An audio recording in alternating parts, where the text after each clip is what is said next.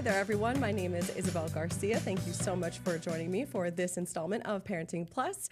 I am joined today by our guest, Debra Rossof. She's the publisher with Kids Out and About. Thank you so much for taking the time to join us again, Debra. Absolutely. Love being here. Of course, and we love having all of our discussions. And for this one, we're super excited. I'm super excited to dive into this topic in terms of leadership when it comes to parenting. And wanted to bring up the Eclipse effect. This is essentially the jumping off point. Right. For our conversation. And so can you just talk to us about, of course, we saw the phenomena happen right here, with Rochester being the path of totality, tons of coverage, of course. Yes, we did. The Eclipse. You guys did a fabulous job of that, so really informing the community and helping pull the community together under the shadow. Yes, and it was so fascinating. Some of, honestly, my most memorable stories from covering that time.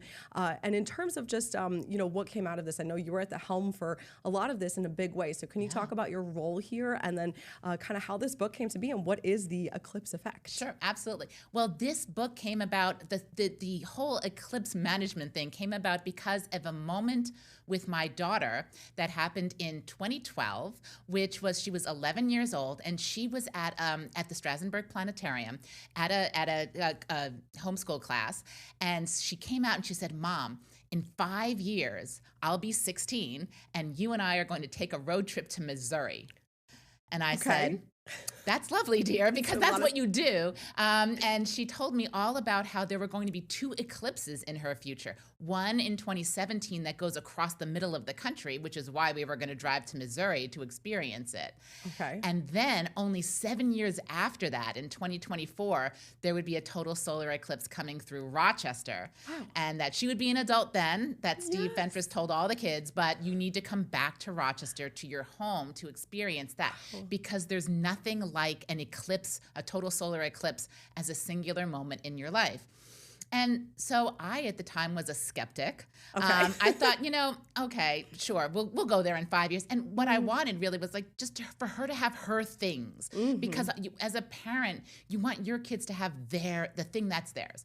But I didn't really believe that in 5 years she would remember and that we'd be driving to Missouri.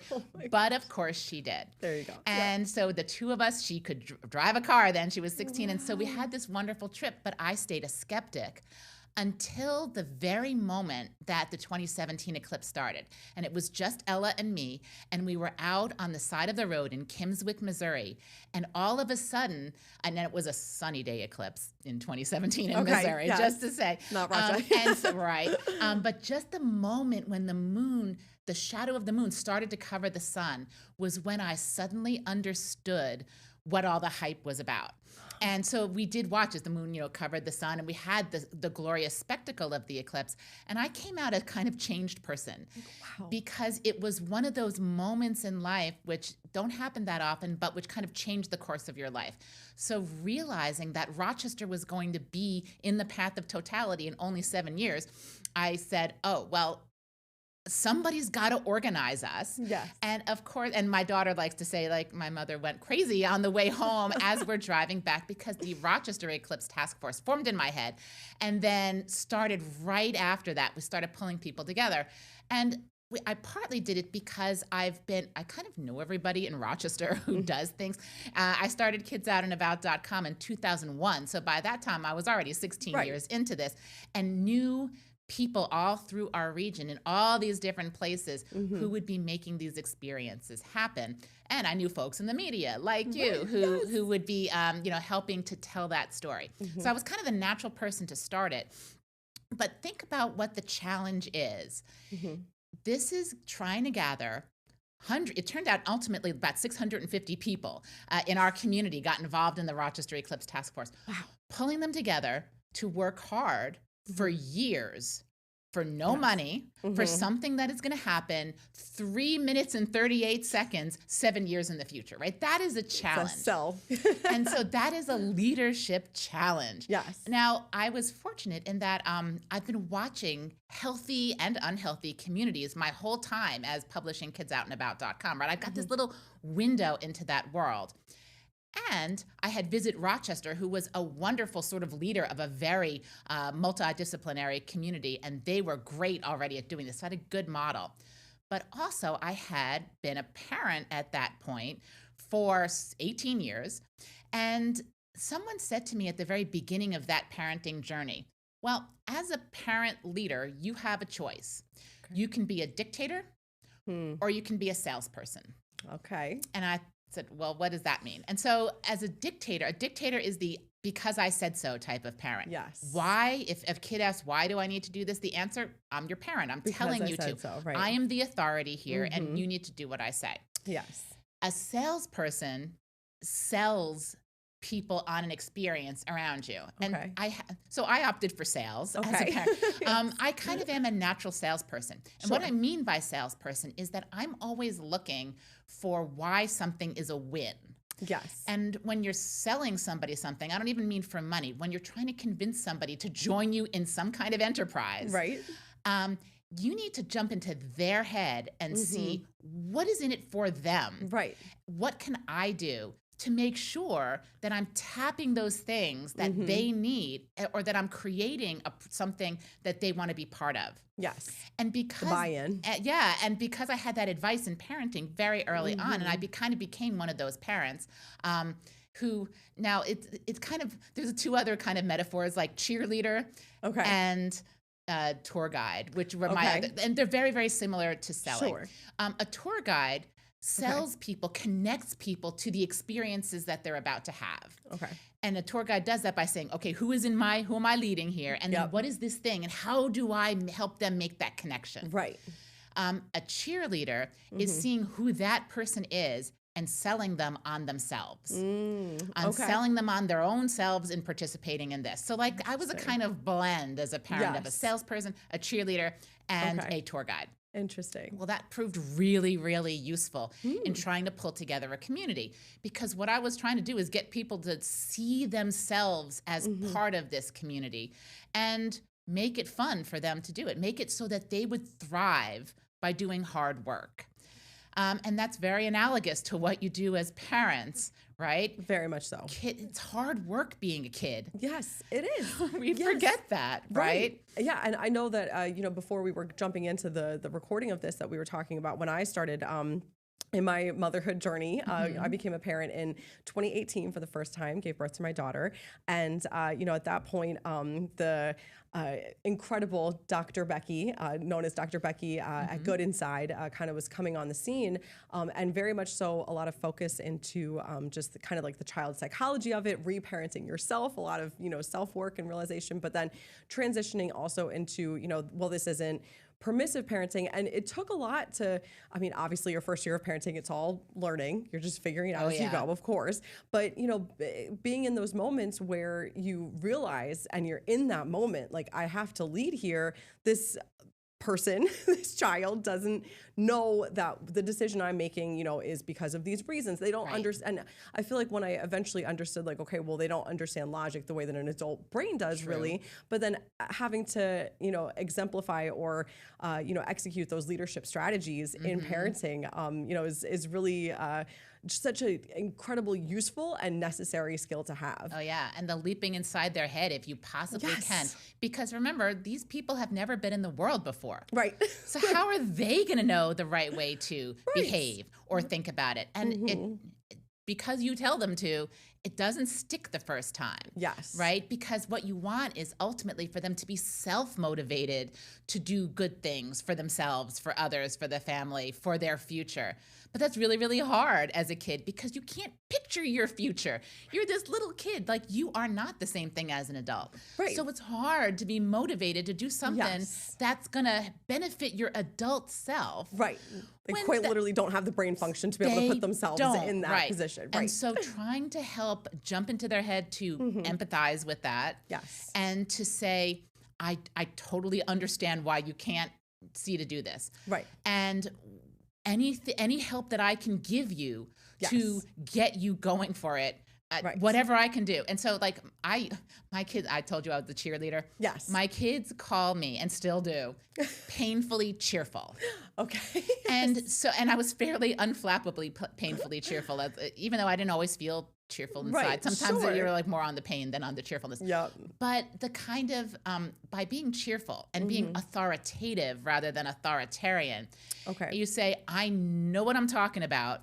I'm going to try to explain it to you. I'm Right. going to try to motivate you for your future to be part of this whole momentum Yes. that I'm trying to generate here. Because, man, is it hard for a kid to generate momentum around Absolutely. fractions or brushing their teeth Yes. or going my to school gosh, or absolutely. any of these things where they can't project even 10 minutes into the future, Right. much less their well-being as adults or, Yes.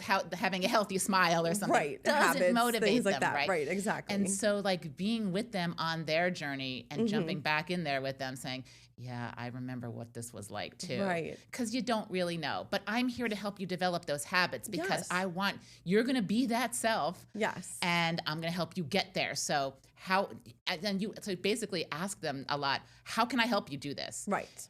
With the assumption that we're going to be doing it. Right. Right? It's happening. It's in the momentum. And it's because Yes. the outside world demands that we do it rather than because I demand that you do it. Right. Exactly. And I found that to be the best parenting hack ever. That's fantastic. I'm going to help you do this thing that the universe demands we do because we're human, Yes. because you're a kid, because you need to learn so that, and always being able to articulate a reason, Yes. without giving all, like, because they can't appreciate the whole reason, but just Sure. even if you're just saying, because when you're an adult, we can't have you have not the ability to think or a rotten mouth of teeth or Yes. whatever, because so that I'm This is acting in important. your Right. best interest, Exactly. not just in mine. And so the outside catalyst is the most important part of that. Interesting. And that helps in general community leadership too.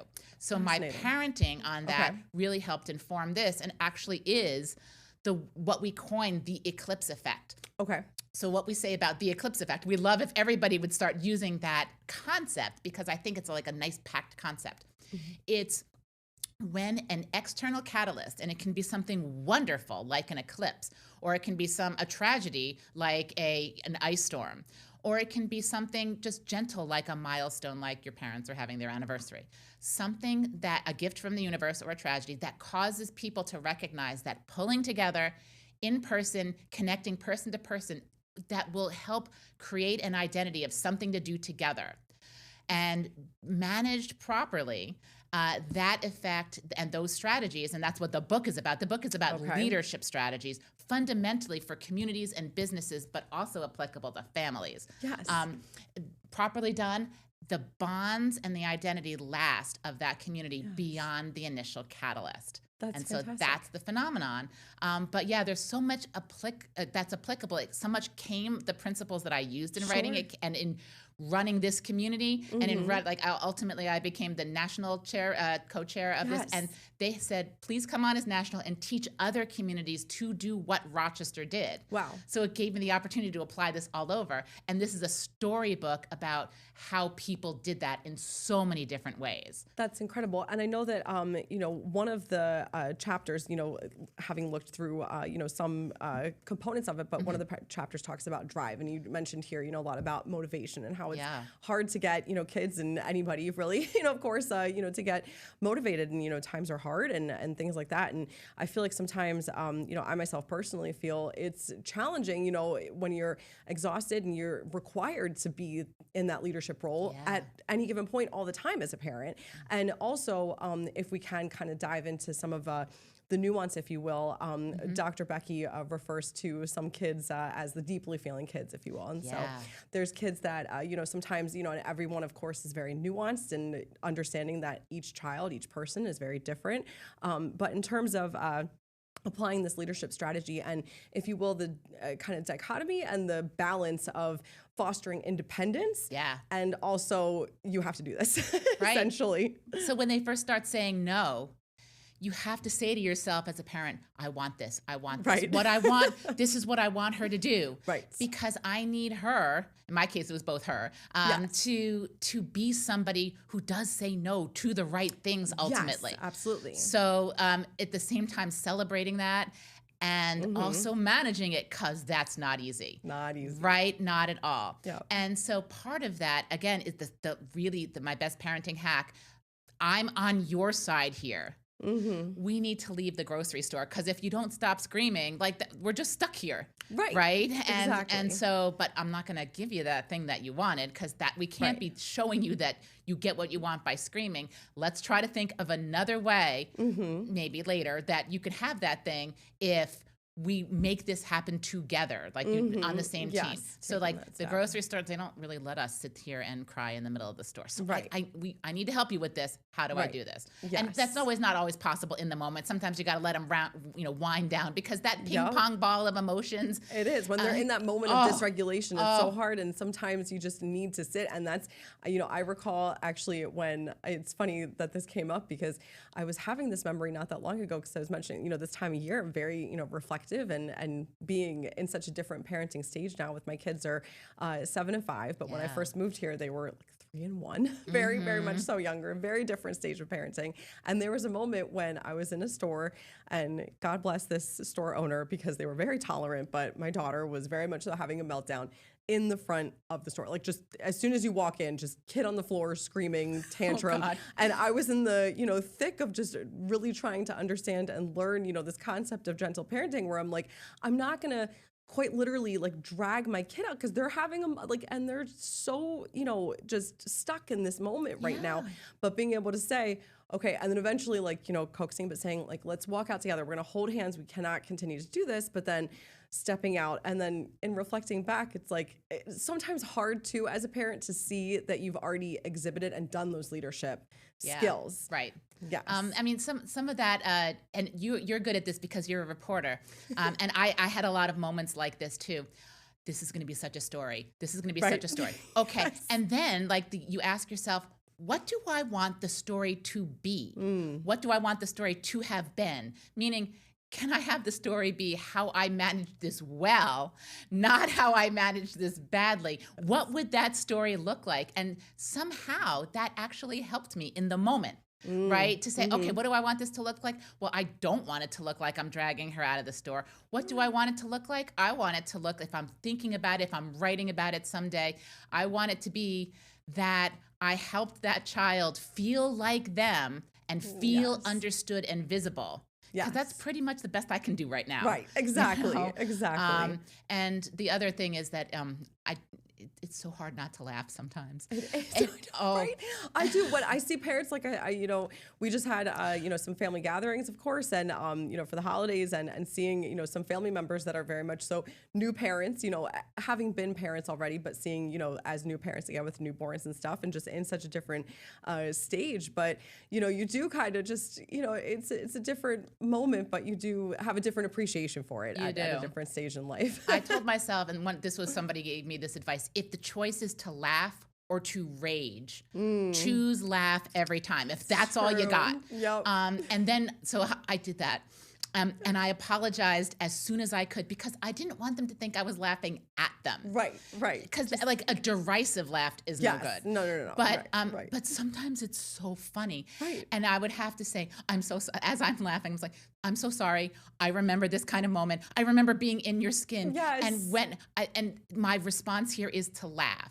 Right. Because it's actually, I know it feels so serious, but it is actually not that serious. We developed this.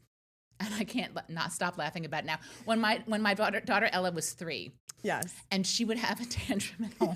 Okay, I can't wait for this. No, it's okay. I know it's gonna be good. She would strip off her clothes and jump on the kitchen table, and we called it belly surfing mad. Oh my gosh! And it was just a different level. Funny. Oh it was so funny. Right. And so I decided to lean into the laughter, not as, and I had to make it not a derisive laughter, but just, let me just tell you, and I know it feels so serious. It isn't. We're going to enjoy this someday. And I'm so sorry that I can't control myself right now. Yeah. But what that tells them, think about that's the opposite message of getting really mad at them. Yeah. Because if you get really mad at them, that tells them this is really serious. I'm really bad and powerful. And this powerful emotion really is that powerful, so powerful that it has turned my parent into this person that I'm afraid of. And that is a terrible power to give a child. Yes. Right? Absolutely. Whereas helping them have perspective is better. In fact, it's better not really to laugh at them necessarily. It's better to have that gentle approach to being in their skin and being calm and authoritative. But sometimes it just got to be laughter. I'm so sorry. I love that. And another just little story that I remembered too, where I had kind of an internal laughter to myself was, when my daughter was very, very, very young, only knew a couple different words, but I was, getting frustrated in a moment.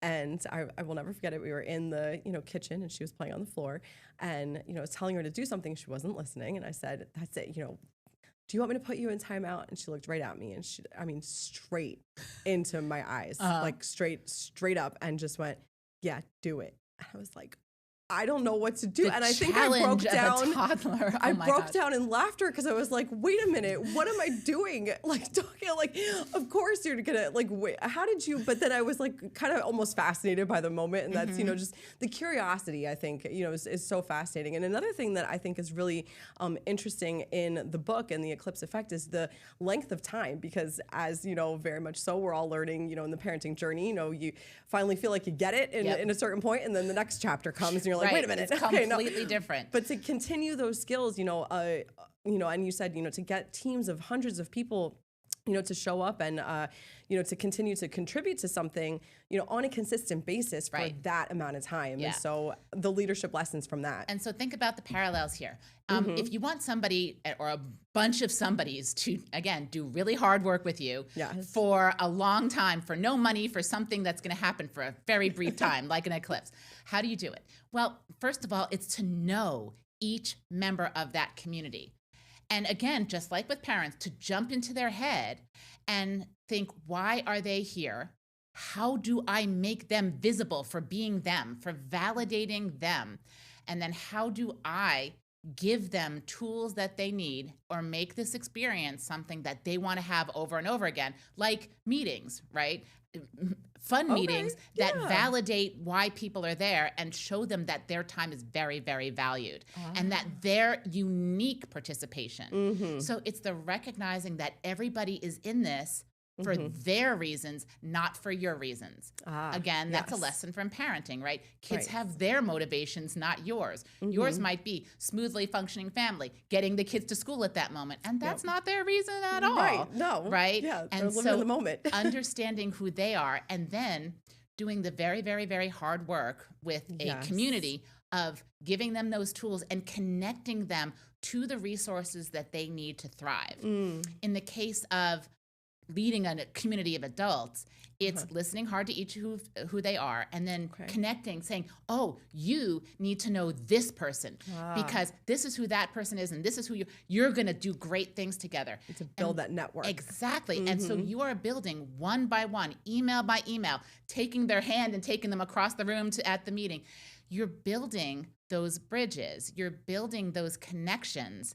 And you're actually, every time you do that, you're giving a gift to those two people. That's fantastic. And you may never see what happens. You often will never see the benefit of that gift that you've just given. But it is real, even though it's invisible. And if you remember that, that helps you, that helps with your drive. If you think to yourself, every time I connect to people, I'm giving them a gift. And I'm imagining that they are going to use that gift, that there's value in the world that wasn't there before. I connected this person to this person. Yes. That helps you, the leader, keep going, even when it doesn't look like you're making progress. And that's how things get accomplished in the world. Yes. And I think that's so beautiful, even just to give a, kind of visible showcase to just the interconnectivity of communities. And, when I was a young mom, and that was something that even just the concept of community, because I understand that even, the topic of like civics and just being engaged, in community isn't necessarily as, heavily taught in schools than, when I was growing up. And it's really interesting just to see there's so many things that are in existence that could cohesively work together, right? It's true. And that's just incredible. And what you just said about making it visible, I'm so glad you said that because we actually have a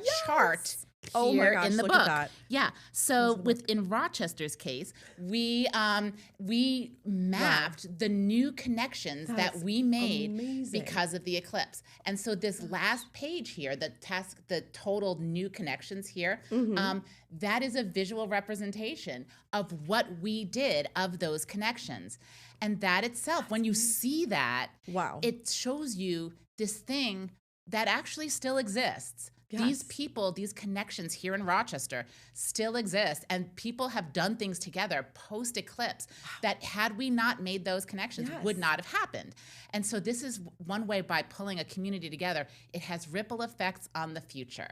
Oh my gosh. And so the book is full of strategies for doing that. Practical strategies, but more than that, inspirational stories of how we did it here. It stars one of your previous podcast guests, Dan Schneiderman, as well as Rachel Labor-Pelvino from Visit Rochester, but then also other communities across the United States. And reading this, you get those stories, you get inspired, and whether it's to help make your family stronger, you can keep your eyes open for catalysts, for reasons, for that the gifts that the universe gives you. It can be, like I said earlier, like an upcoming milestone, like maybe a graduation, or it can be just someday spring will come back to Rochester. And if you're walking in the woods with your family, just the momentum of spring and starting to see signs of spring, that's a gift from the universe. And you can use that to notice it together, to be that tour guide to the world, and to experience it together as that family who's connected by this sort of feeling of awe, even just of spring. That is just so fascinating. And, going back to the even topic of the eclipse, I mentioned that some of my favorite stories that I was able to cover during that time period leading up to it, one was actually about the history of our land here and the Haudenosaunee forming essentially what's considered to be the first democracy under the solar eclipse 900 something years ago. And it was so fascinating, and just the, storytelling too, and just being able to, share that and share this. It's really been an honor. And so this is just such an incredible gift that seems like it's so full of so many valuable lessons, as you mentioned, that's just applicable to so many different strategies. And one thing I wanted to touch on too, we have about like 5 minutes to wrap up, but in terms of, because this was something that's come up, and I think about too in leadership roles, is to having to make the sacrifice for the greater good, in that sense. And so if it's a decision, let's say, I have 2 kids, let's say, well, we want to, watch this, because this was this pick or whatever it might be. But, the decisions and leadership strategy in navigating when there is a sacrifice. Right. Well, so, part of that is what you want over all time for it not to be a sacrifice. Right. Time is like, your goals are made up of little tiny moments. So here and there, doing the leadership stuff for the eclipse, it was exhausting, especially during those last couple of weeks where we're doing endless media, where I actually, for the last 8 days before the eclipse, I was sort of the subject of a documentary. So I was wired most of my waking hours. And I was on with media all over the country, and felt, why did I do this? Why did I do it? But what you have to remind yourself is any of those little moments where each person gives up something small that they want in the moment. Okay. But overall, you're looking for a benefit for everybody. So I had to keep reminding myself sometimes in those frantic times, this is for the thing that I'm hoping to achieve, which was, in this case, for Rochester to have this moment together where millions of people could have that experience more profoundly, safely, and remember it forever because of work that I did, that Dan did, that Rachel did, that so many dozens and hundreds of people here did. And that helps fuel you in that moment. And it's the same thing with parenting, right? Absolutely. When you need to sacrifice your sleep so that if what you've decided, your child really, really wants to do ice skating lessons at 5:30 in the morning, you think to yourself, overall, is this what I want the story to have been? And that's for you too. It's not just for them. And so thinking about it in a long-term way really helps you get fueled in those short-term moments where you're tired. You just are. And it helps. I think that's just so incredible just to keep that, beautiful kind of soulfulness of the whole moment and, the trajectory of what can be alive in you. I mean, life on Earth, you have a very limited time on Earth. And so overall, is this the way you want to be spending time? And so that is what you're asking yourself as you're making these big decisions. And then there are little times in there where you don't like that moment, right? But that's okay because that's it's like exercise too, right? You know, Ebbs you go and to the gym flows. so that someday you have more moments and more Right. high quality moments at the end. Absolutely. And future Deb is going to really thank present Deb for going to the Y that morning. Exactly. Absolutely. Well, thank you so much, Deb. I think we can all say, big thank you for sharing this. And this is the Eclipse Effect. And I know this is available. Yes, it is. If you go to theeclipseeffect.com, you can find all kinds of places to order it and read the intro and some of those stories. Excellent. Well, thank you so much, Deb, for taking the time again and for all of your insights. Thank you. Of course. And thank you so much for taking the time to join us for this installment of Parenting Plus. Get the Rochester First streaming app today for everything you love from News 8 On Demand, plus exclusive shows you won't see anywhere else. Search ROC and download for free on Roku, Amazon Fire, and Apple TV.